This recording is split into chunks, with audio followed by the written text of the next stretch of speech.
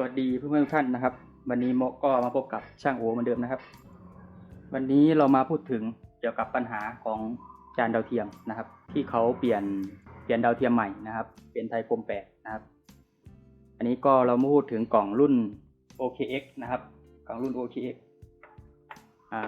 บางท่านบางบ้านตอนที่เขาเปลี่ยนดาวเทียมนะครับตอนที่ดาวเทียมไทยคม5ดับไปนะครับก็บางท่านก็ยังไม่สามารถรับชมได้นะครับเพราะว่าปัญหาก็คือบางเครื่องมัน OTA หรือว่าอัปเดตโดยอัตโนมัตินะครับแต่บางเครื่องเกิดปัญหาที่มันไม่อัปเดตอัตโนมัติอาจจะติดปัญหาอะไรก็แล้วแต่นะครับเราก็จะมีวิธีแก้นะครับง่ายๆนะครับหรือว่าบางท่านที่ใช้เป็นกล่องรุ่นOKX ของ PSI นะครับแต่ใช้จานส้มนะครับของ True Vision นะครับก็จะเกิดปัญหาเราต้องไปเปลี่ยนหัวจานนะครับในคลิปเปลี่ยนหัวจานผมก็บอกวิธีการเปลี่ยนหัวจานให้เรียบร้อยแล้วผมคิดว่าไม่น่าจะมีปัญหาแต่ก็ยังมีปัญหาอยู่อีกนะครับมีเสียงดังบ้างนะครับเพราะว่าอยู่ข้างถนนต้องขออภัยในเสียงรบกวนด้วยนะครับทีนี้ทำยังไงนะครับตอนนี้ผมก็ลงค่าที่เขาสามารถค่าใหม่นะครับค่า OTA ใหม่นะครับที่ทาง PSI ประกาศออกมานะครับให้ตั้งค่า OTA นะครับลงไว้ในช่างอิเล็กทรอนิกส์ภาคอีสานนะครับเรียบร้อยนะครับสำหรับเพื่อนๆท่านใดที่เป็นช่างหรือไม่ใช่ช่างอยากสอบถามเรื่องเกี่ยวกับปัญหางานซ่อมต่างๆนะครับก็ให้เข้าไปร่วมในชมรมช่างอิเล็กทรอนิกส์ภาคอีสานนะครับก็จะมีเพื่อนๆที่ช่างกิตติมศักดิ์ใจดีนะครับมาตอบให้นะครับก็ขอบคุณมากๆนะครับอันนี้ที่ผมลงไว้ในชมรมช่างอิเล็กทรอนิกส์ภาคอีสานนะครับอันนี้ก็คือค่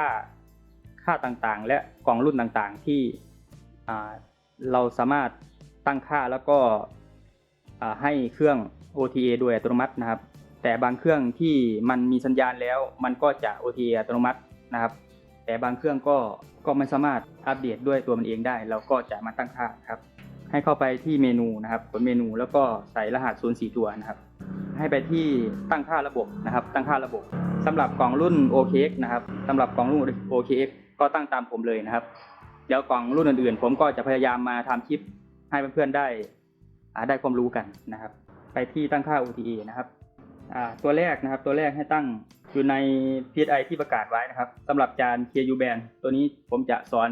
วิธีการอัปเดตโดย KU band ก่อนนะครับ KU band ก็คือจานทึบจานเล็กนะครับ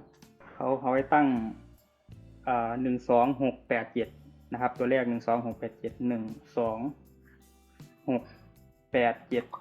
นะครับ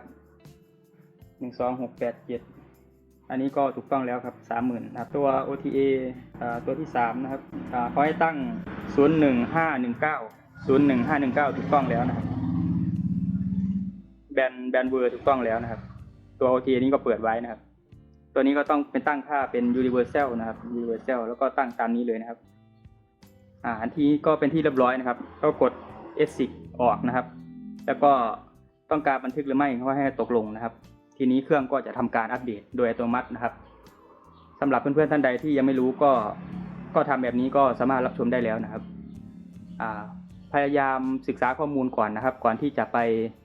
หมุนจานนะครับถ้าเกิดว่าไปหมุนจานแล้วก็เรื่องใหญ่เลยนะครับเราต้องตั้งค่า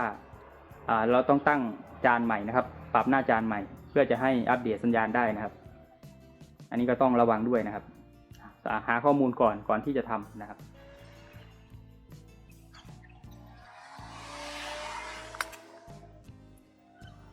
นี้เครื่องก็จะทำการอัปเดตโดยอัตโนมัตินะครับก็ติดปัญหาอีกตัวหนึ่งที่มันยังไงก็ไม่อัปเดตนะครับเดี๋ยวผมจะมีวิธีการนะครับถ้าเพื่อนๆท่านใดที่ไม่ใช่ช่างก็เอา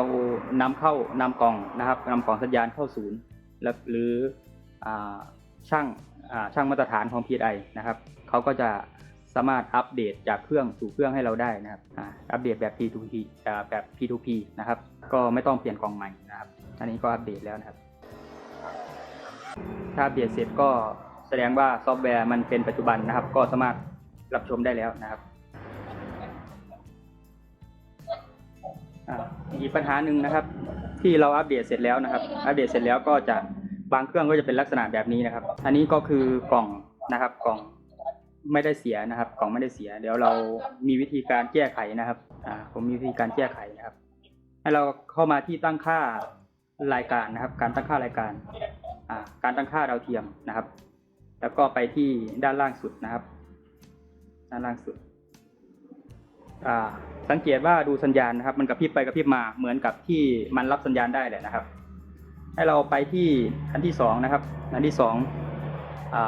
TP นะครับ TP ให้เราเลื่อนดูนะครับ เลื่อนดูแต่ผมก็ลองทำดูแล้วมันจะได้อยู่ที่ตัวที่5นะครับตัวที่5จะปกตินะครับตัวที่5ค่ามันก็เป็น11050นะครับ11050กับ30,000นะครับ11050เราจำไว้นะครับเราจำไว้11050นะครับเข้ามาที่ตั้งค่าระบบนะครับไปที่ตั้งค่า OTA นะครับทีนี้เราก็ตั้งค่าเป็น11050นะครับแล้วก็ตรง 22K ก็มาเปิดไว้นะครับแล้วกด exit ออกนะครับแล้วก็กดตกลงบันทึกนะครับนี่ก็คือการแก้ปัญหาเมื่อกี้นะครับถ้าเพื่อนตั้งใจรับชมก็ผมคิดว่าสามารถทำได้เหมือนกันทุกคนนะครับไม่จำเป็นต้องเป็นช่างนะครับตัวนี้ผมถ่ายให้เห็นเลยนะครับว่าทำจริงๆนะครับลองทำให้ดูรับชมให้ดูจริงๆนะครับอันนี้ก็สามารถรับชมได้แล้วนะครับไหมครับงั้นบอกคุณผู้ชมนี่นะครับก็รับชมได้ปกตินะครับอันนี้สัญญาณก็มาเป็นสังเกตดูว่าอันที่2นะครับอันที่2เป็น11050ที่เราตั้งนะครับเป็น11050ที่เราตั้งเลยนะครับความถี่มันนะครับก็แสดงว่าในเขตพื้นที่ที่ผมอยู่ก็จะรับตัวนี้ได้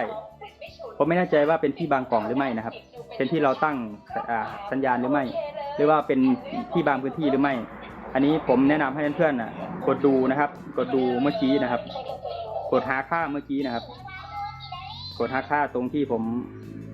ทำให้ดูนะครับตรงนี้นะครับอันที่1อันที่2มันถึง9นะครับมันถึง9นะครับมันอาจจะเป็นแล้วแต่บางเครื่องหรือว่าแล้วแต่บางพื้นที่นะครับอันที่1มันไม่ได้นะครับ1 2 3 4 4นะครับ1 2 3 4 4อันแรกนะครับมันกระพริบนะครับสัญญาณมันอันที่2ก็ถือว่าเยอะนะครับ11560ถ้าลองขึ้นความถี่นี้ดูก็ได้นะครับก็ค่อยๆลองไปผมว่าสามารถทำได้นะครับทำได้ทุกท่านนะครับทีนี้เราตั้งค่าต่างๆมาแล้วอันนี้ก็คือเสร็จสมบูรณ์แล้วนะครับสามารถรับชมได้ไม่ต้องไปปรับอะไรมันแล้วนะครับทีนี้มันก็จะอยู่อย่างนี้นะครับอยู่อย่างนี้ทีนี้มันสมมุติว่ามันทำยังไงก็ไม่อัปเดตให้เรานะครับเดี๋ยวผมจะมาบอกวิธีนะครับทีนี้เรามาชมนะครับว่าเป็นมันทำยังไงมันก็ไม่อัปเดตให้เรานะครับเราต้องใช้จากเครื่องนะครับอัพแบบ P2P นะครับสมมุติว่ากล่องตัวนี้นะครับทำยังไงก็ไม่สามารถอัปเดตได้นะครับนี่เราถอดปลั๊กก่อนนะครับกล่องที่มันมีปัญหานะครับเราถอดสายสัญญาณออกก่อนนะครับออกให้หมดก่อนนะครับถอดปลั๊กไฟด้วยนะครับสมมุติว่าเครื่องตัวนี้มันสามารถอัปเดตได้แล้วรับชมได้นะครับผมจะอัพจากเครื่องนี้มาสู่เครื่องนี้นะครับเครื่องที่รับชมไม่ได้แล้วก็มันไม่อัปเดตด้วยนะครับโดยใช้สายสัญญาณอัพแบบ P2P นะครับด้านในของจอตัวนี้นะครับจอของ PSI OTV ตัวนี้ก็จะเป็นกล่องรุ่น OKX แหละนะครับด้านในเป็นซอฟต์แวร์มันนะครับให้เราเข้าไปที่นะครับ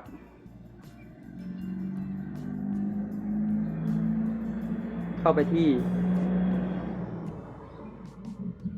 การตั้งค่าระบบนะครับแล้วก็ไปที่การอัปเดตเครื่องนะครับมันก็จะขึ้นมาให้เราเลือกนะครับแบบ P2P วิธีการอัปเดตทั้งหมดแล้วก็กดเริ่มนะครับเดี๋ยวก่อนจะกดเริ่มเรามาเสียบสายก่อนนะครับเรามาเสียบสายแบบ P2P เข้าหาเครื่องตัวลูกที่เราจะอัปเดตไปนะครับทีนี้ก็กดเริ่มก่อนนะครับกดเริ่มปุ๊บนะครับกดเริ่มเสร็จค่อยมาเสียบปลั๊กนะครับเสียบปลั๊กกล่องนะครับเสียบปลั๊กกล่องตัวนี้นะครับทีนี้เครื่องก็จะทำการหานะครับแล้วก็อัปเดตให้เรานะครับนี่เจอแล้วนะครับตัวนี้เจอแล้วกำลังอัปเดตแล้วนะครับ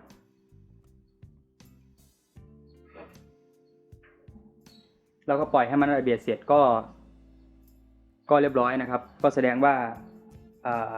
ซอฟต์แวร์จากเครื่องนี้ถ่ายมาสู่เครื่องตัวนี้เรียบร้อยแล้วนะครับเดี๋ยวเรามาเสียบดูสัญญาณกันนะครับ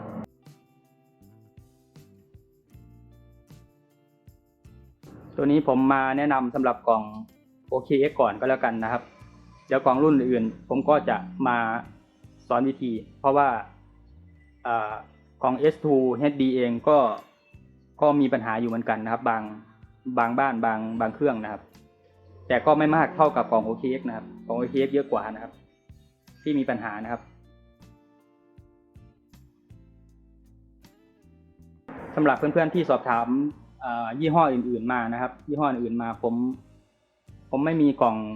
ที่สามารถทดลองให้เพื่อนๆได้รับชมได้นะครับผมก็จะพยายามหาอยู่นะครับเพราะว่าตัวผมเองก็ติดตั้งแค่ของ PSI นะครับเดี๋ยวจะพยายามหากล่องอื่นมาให้เพื่อนๆนะครับได้รับชมเป็นวิทยาทานและความรู้นะครับอันนี้เรียบร้อยนะครับเรียบร้อยก็จะขึ้นลักษณะแบบนี้นะครับอันนี้ก็ถอดสายตัวนี้ออกก่อนได้เลยนะครับถอดปลั๊กได้เลยนะครับเดี๋ยวเรามาเสียบดูนะครับเดี๋ยวผมทำตัวนี้ให้เป็นจอนะครับจอเสียบเดี๋ยวเรามาเสียบสายสัญญาณนะครับเสียบปลั๊กดูนะครับนี่นะครับเครื่องนี้ก็มาแล้วนะครับสัญญาณมาแล้วเดี๋ยวเรามาดูว่ามันจะได้หรือไม่นะครับหรือว่ามันจะกระตุกนะครับอันนี้ไม่กระตุกนะครับไม่กระตุกแล้วนะครับสัญญาณก็มานะครับเป็นที่เรียบร้อยนะครับสามารถรับชมได้แล้วนะครับอันนี้ก็เป็นเทคนิคดีๆจากผมช่างโอนะครับฝากเพื่อนๆให้กำลังใจโดยการกดไลค์กดแชร์และกดติดตามไว้ด้วยนะครับแต่ผมก็จะมีอะไรที่จะพอช่วยเหลือกันได้ก็จะมาทำคลิปให้เพื่อนๆได้รับชมนะครับวันนี้ช่างโอขอบคุณมากครับสวัสดีครับ